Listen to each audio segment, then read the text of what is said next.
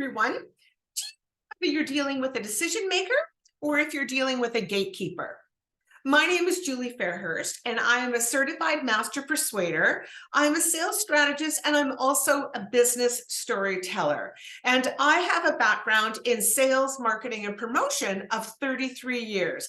And there's been many times in my career that I thought I was dealing with a decision maker. And then I realized there was a gatekeeper that I also had to get past in order to be able to work directly with the decision maker. So let me give you an example. Recently, I had a sales call with a lovely person who I thought was a decision maker. And by the end of the presentation, things were going superb. They were excellent. And then all of a sudden I find out, well, there's actually a gatekeeper. And before this decision maker can actually make the final decision, we have to go through the whole process again with the gatekeeper. What was my mistake? My mistake was in the beginning saying, is there anyone else that has to make this decision with you? Or do you make it solely on your own? Now, why is that question important? Well, because then you're not going to go through the whole process with the person you think can make the decision, and then have to go through that whole process again with the person who ultimately is in the background and advising the decision maker whether or not to make the decision to work with you. Okay, so you don't want to be wasting your valuable time. One time, this was a number of years ago, and this was my biggest get past the gatekeepers ever. I was called by a lovely senior lady to possibly sell her family home. And so I went over for my appointment, and when I walked in, her 5 grown sons, big burly guys, were all sitting at the family table in the dining area. 3 of the wives were there, so they were standing in the background. The guys were all drinking a beer, and it was like a big family reunion they were having. And I walked in going, oh great, I have about 8 people that I have to convince I'm the right person for the job, and also keep the decision maker, which was mom, also on the table.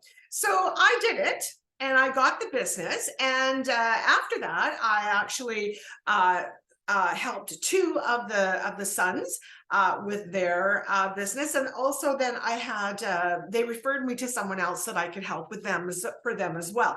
So it ended up being a big success. But let me tell you how you do it. How do you handle if you've got even 1 or 2 people that are the gatekeepers that you need to get past in order to get the decision maker to be able to sign on the dotted line and commit to working with you? So when I sat down, of course, I acknowledged all of them that were there and said, oh, and immediately told mom how lucky she was to have all of these people having her back. And that I really appreciated that. And I thought that was, that was beautiful to see. And I was sincere. It was very beautiful to see. They were all there rallying around mom. Mom was going to be moving into a seniors facility. But while I was speaking with everyone and also making sure everybody was getting a little bit of eye contact, giving everyone an opportunity to speak, I made sure, though, that I was always directing my main focus at mom. And why was I doing that? Well, ultimately, she is the decision maker. She's the one who's going to be signing the agreement, and she's also the one that I'm going to be working with over the long haul. So when I had something I wanted her to look at, I passed that piece of paper to her, and then I would say to her, would you like to look at this, or would you like me to pass this to one of your boys? And almost always she said, oh, can you give it to so-and-so, which I did. But I never once did not stop acknowledging mom as the ultimate authority there. And I showed her respect, which she deserved. And I handled myself with authenticity and integrity. So if you have to talk to a gatekeeper, that gatekeeper can be it can be an office worker, it can be a co-worker, it can be a wife, it can be a husband, it can be the kids, it can be a government official. Even you don't know. So if you have to get past that gatekeeper, remember to always ask the question if there's somebody else that they have that has to help them make this decision or also has to contribute.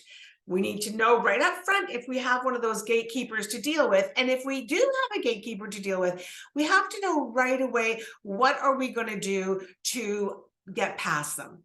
I hope this helps you guys out there in the real world.